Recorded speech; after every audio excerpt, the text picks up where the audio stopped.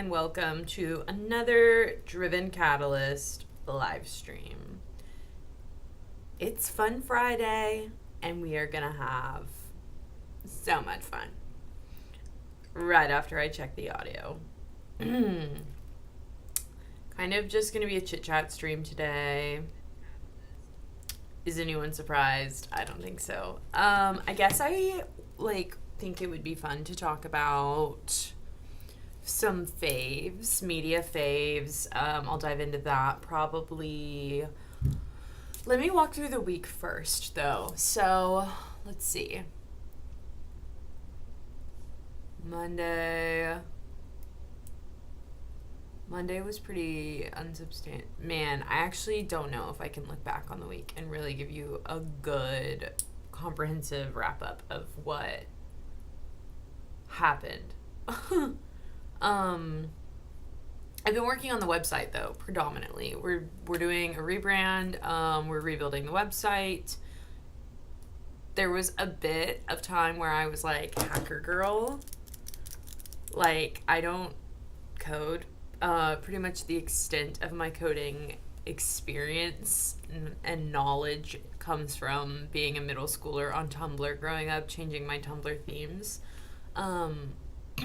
I will do like little code injections and custom CSS on my own portfolio website, and so I have some familiarity from doing that I bring to the table. When I would do my own website stuff back in the day, it was through Squarespace. So this new website that we're building is through Squarespace too, not sponsored, but would love to be. And so I've been kind of, excuse me, it's like not been too hard, but the battle for this week was getting little custom font awesome symbols into the header bar, which we figured out. So that was a win. I need to overhaul still some of the mobile site. But there are features that I basically am going to have to do a whole bunch of custom CSS injections, I think, because the way I have the site set up right now is not, like, some of the blocks aren't the most compatible with mobile, which raises, honestly, the idea, because, and I hadn't thought about this functionality because the extent of my web building experience has primarily been for portfolio sites. I have focused mainly on the web experience. But when I was meeting with my boss, we were talking through how kind of probably the most this website will be looked at will be on mobile, which, like, duh, yeah. So honestly, it may be worthwhile to go back to the drawing board and look through Squarespace website themes and see if they have a template site that is optimized for mobile. So I may dig into some content about that and see, dig in meaning like see if anyone has created creator content about the best Squarespace websites for optimizing like your mobile. So yeah, I like have my little Nido here. That's what you're hearing in the background. It's kind of like not the best sound though, so I'm not gonna play with it anymore. But so yeah, that's been the primary focus on the Driven Catalyst side of things for the week, has been the website. And like pulling together old assets, creating new ones, really burying my head in the sand with the custom CSS and figuring all that out. I don't think I use burying my head in the sand right in that way. I wanted to bury my head in the sand. But it was kind of fun, and I do think it's like so satisfying, and yeah, it's just like fulfilling to figure out the custom stuff with web builders. So what did occur to me though with this rebrand, and this should come as no surprise because I feel like it is very much what is hip, but it does make sense for our vibes here. This rebrand, so it's not only trendy, it is also applicable. Like, I don't think it's like a soulless choice. But it's kind of this like retro fun vibe. I've talked about it previously when I was talking about the rebrand. And I, as a woman of the people, recently purchased a digital camera. Because somehow in my childhood of growing up and having digital cameras, and I don't know, here's what happened. As times changed, it became like, why do I want these digital cameras? I have an iPod Touch, I have an iPhone now, and so it's like, I'm not using these digital cameras. I feel like my audio is weird. Hold on.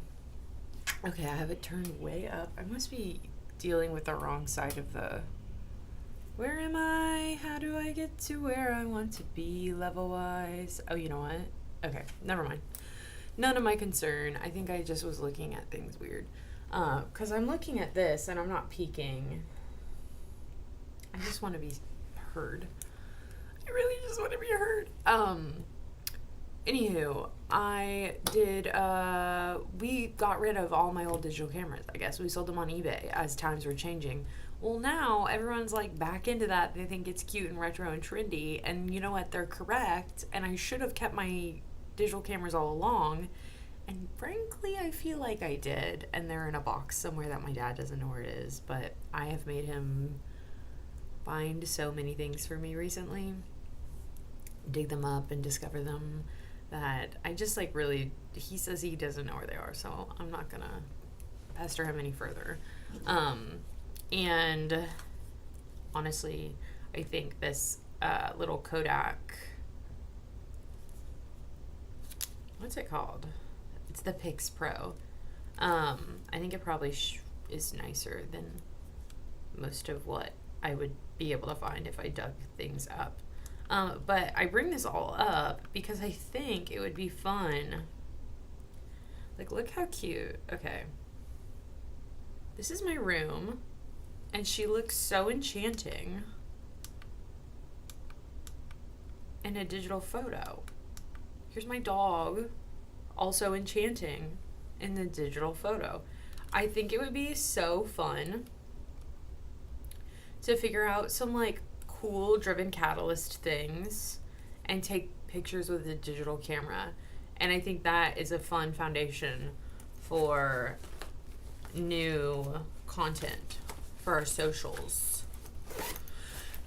Because I want to overhaul that, but when you are primarily like a software development media company, there's not like a lot of things to take pictures of.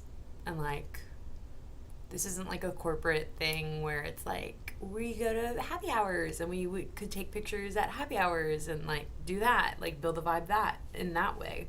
That just kind of doesn't fit. So I need to think through like what the pictures on our Instagram, like what it makes sense for them to be, and then like also think of like fun, creative things. So I'm gonna play with that idea a little bit. Sorry, I'm like, actually, those are the most aggressive mouth noises ever. But yeah, so that's an idea. I guess for the remainder of the stream, I'm just going to talk about faves. I've been reading a book, but it's like embarrassing, so I'm not going to talk about it on stream. But I have been enjoying reading, still going strong with the Kindle app, and then having a Kindle and having that cross compatibility. Sorry, this is also making disgusting noises. I'll stop playing with it. Severance. I'm going to talk Severance spoilers. So if you didn't watch the brand new episode that dropped last night at 8 p.m. Central Time yet, I'm just skip over this because it is one of the most interesting episodes yet. So I, first of all, am obsessed with Ben Stiller. I can believe, I'm thrilled at how brilliant and creative, what a creative genius he is.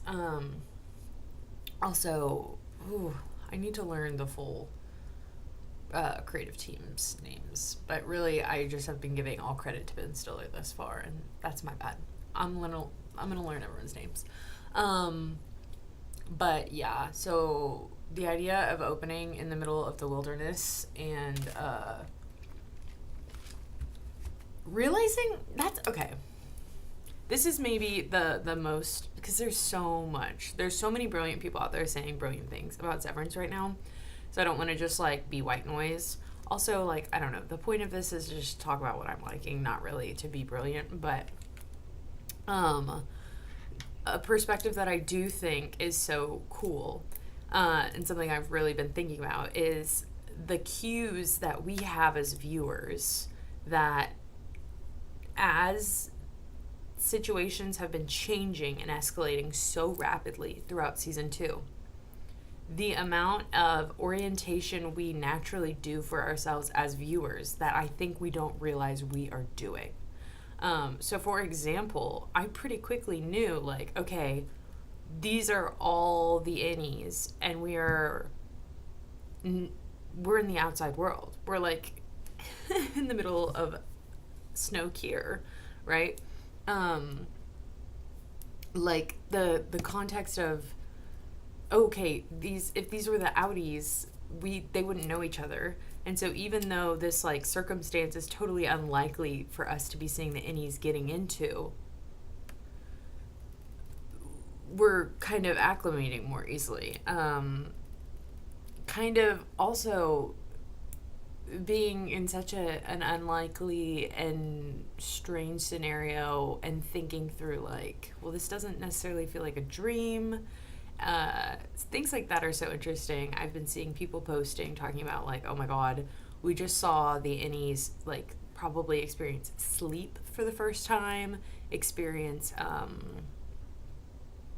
fire. Seeing them experience fire for the first time was probably insane, and was, like, for the first time probably, was insane. It, anywho. Yeah, so that was fun. Listening to the after credits scene and hear them talk through basically the idea of the innies going through sort of the stage of adolescence, that we saw them kind of be kids, and then we're watching them kind of come of age now. Really interesting. I think it's so interesting that the exploration of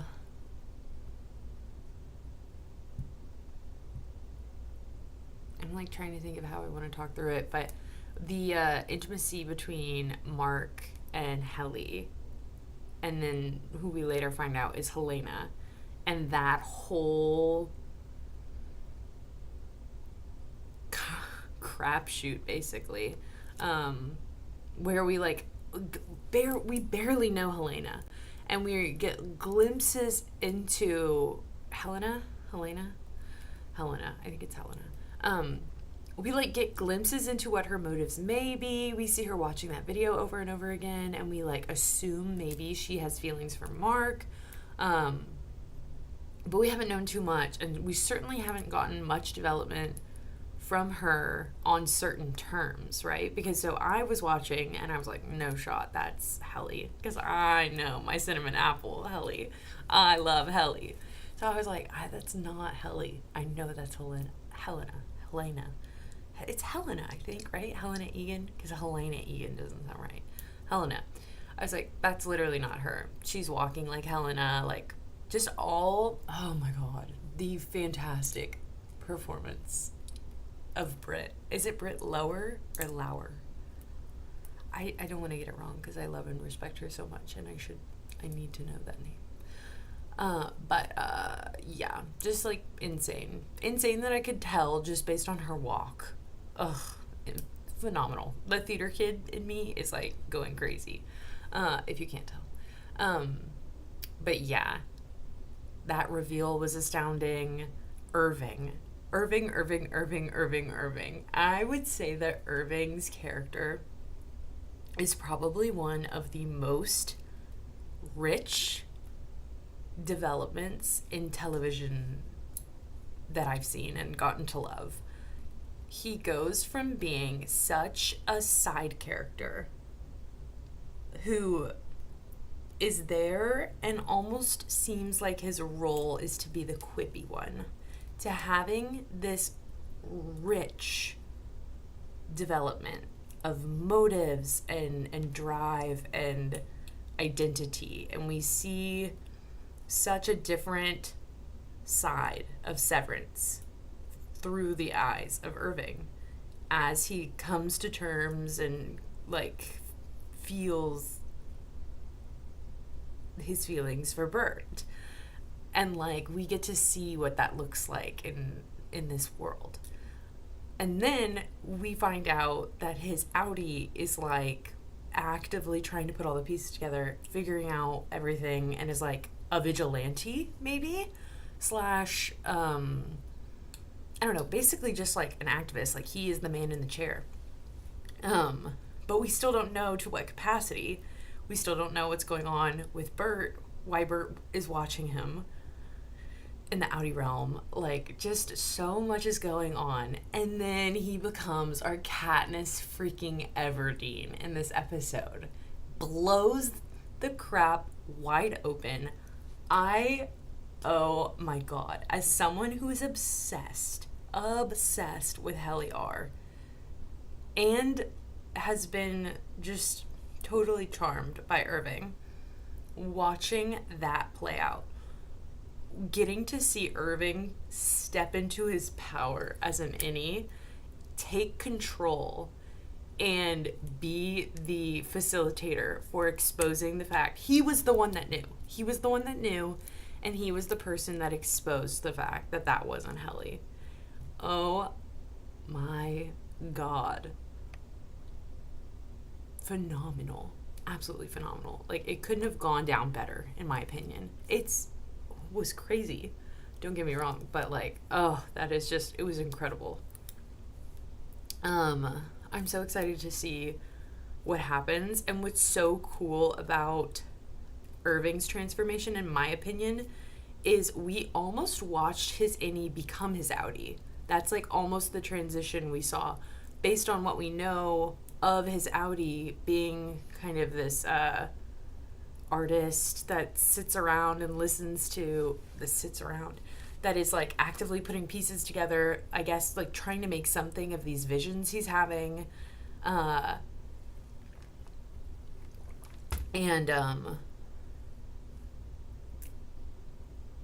am I saying?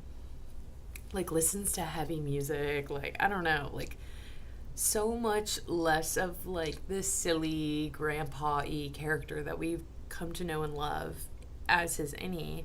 Like we saw him be a little crazy and be a little mover and shaker, and like I think the tides are turning and we are seeing so much more rich development from all of the characters, and they already were so rich and well developed. So it's I'm losing it because I'm trying to sound eloquent, I guess, and it's just like I could just gush and gush and gush and gush, and for sure I'm like consuming a lot of peripheral media and memes about it, and so I like have things to say with some eloquence about it because I've been hearing so many other people analyze and talk about it, but like at the heart of the matter is me just like being absolutely obsessed and just like gushy about it, and so I feel like it's coming off not the way I would idealize it, like not as smart and well thought out as I would like for it to be, but I guess, yeah, that's like my recap of this week's episode.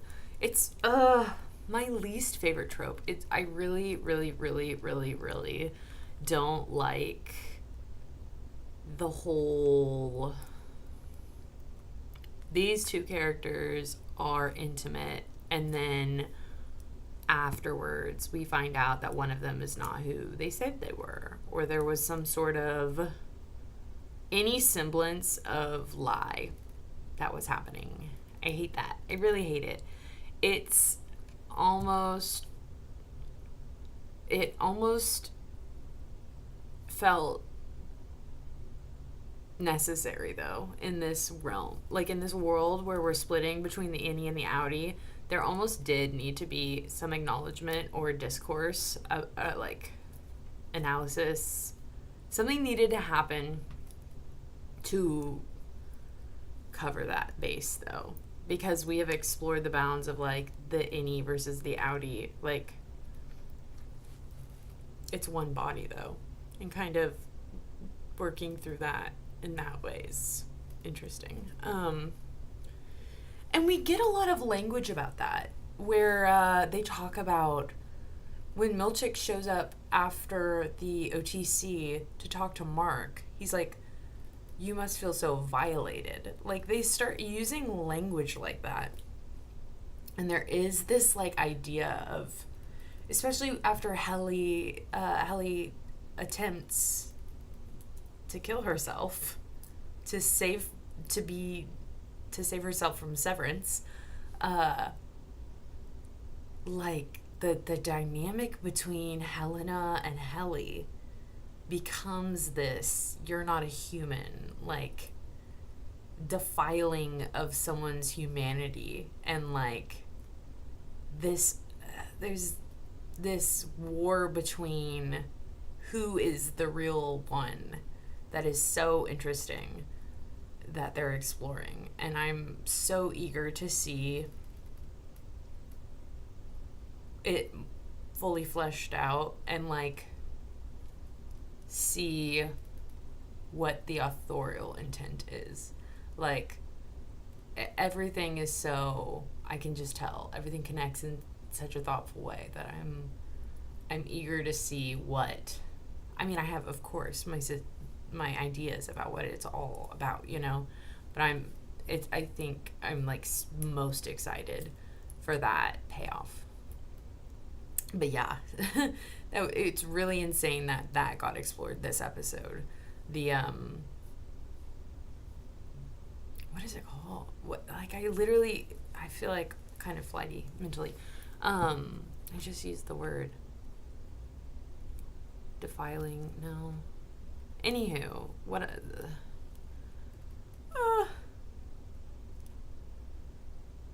Anywho, yeah. It was crazy to see that happen between Mark and Helena, and the fact that all was revealed after. And we haven't really gotten to see Mark's reaction to that truth coming out, because he's so quickly jumped to take care of Helly right after that epiphany came to light. Because she's literally rocking back and forth, hyperventilating, suffering from hypothermia, likely. So, like, the actual details of all of that, I feel like, haven't really dawned on anyone yet. So that's going to be really interesting to see in the episodes to come. Absolutely, as a viewer, I hate it. As someone thinking about storytelling and the way to grasp or the way to satisfy an audience but keep them like clamoring for more, to end last episode with what is it, reconfiguration or whatever, to have Mark reintegrating, that's what it is, reintegrating, to show us none of that except for like a flicker of it this episode. But for this episode to still be so tremendously important to the development of everything that's going on, insane. Absolutely insane. Best show ever. So good. So good. I have also never seen a better marketing rollout of a show ever before either. I think they have done such a great job of doing fan service and like doing cool graphics, cool little clip minis, doing cool director's commentary, and still not like giving it away or perverting the message in any way. I think it's like so well done. So it's a masterclass, and I am locked in. So, I think that's everything. I hope you had a fun Friday. I had a fun Friday. Take care. Goodbye. That was so, not even intentionally. I'm just aware that it was silly and kind of cringy. That was so, like, early 2010s YouTube outro. Vlog squad.